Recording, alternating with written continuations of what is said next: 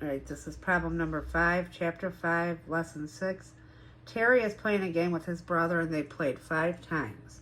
The median score that Terry got was 37. The range of Terry's scores was 40. What was the lowest and highest score that Terry got? Well, we just don't have enough information to figure this out, so D is your answer.